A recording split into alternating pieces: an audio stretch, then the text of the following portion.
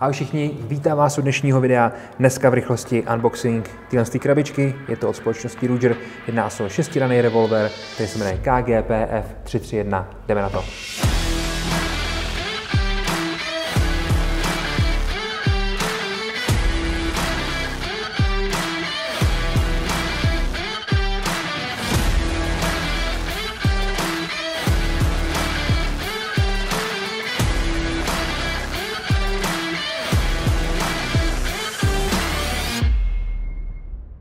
Pěkná, šedivá, plastová krabička, tam asi není úplně co vytknout. Otevřeme dva zámečky a uvnitř už se můžeme podívat, co tady najdeme. V tom víku je návod k použití, nějaký základní informace a tak dál. Máme to tady v češtině i v původním jazyce, kdyby si chtěl někdo trénovat angličtinu, tak klidně může.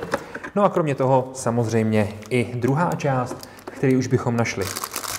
Zámek, jelikož se jedná o americkou zbraň, americkou výrobu, tak tady máme zámek. V Evropě se to moc nepěstuje, ale jsem rád, když to tady někdo zkrátka dá. Mimochodem třeba Glocky se dodávají taky se zámkem, ale jenom pro Kanadu a pro Ameriku. Evropani mají smůlu. Takže zámek, potom tady máme jeden měděný čep a samozřejmě už sám za sebe revolver jako takovej. Můžeme se vytáhnout, podívat se na něj.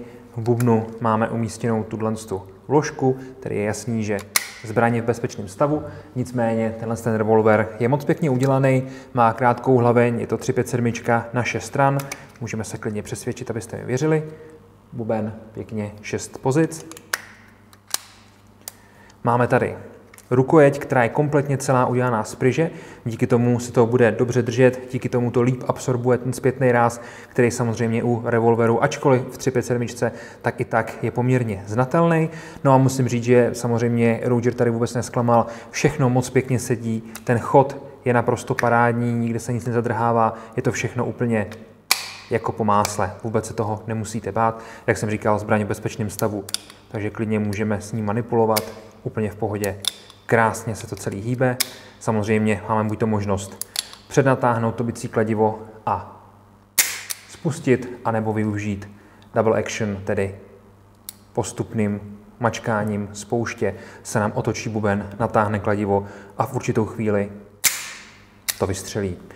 Revolvery jsou za mě dneska už moc nenošenou záležitostí, ale myslím si, že jakožto vlastně původce nebo jedny z prvních z těch konceptů je pěkný mít takový nějaký doma, ať už něco takového trošku modernějšího, nebo třeba Classic Army verze a tak dál, to už potom nechám na vás. Kdyby se vám líbil revolver, určitě se podívejte k nám na stránky, odkaz jako vždycky najdete dole v popisku tohoto videa. Takže mějte se krásně a někdy příštího dalšího videa. Ahoj!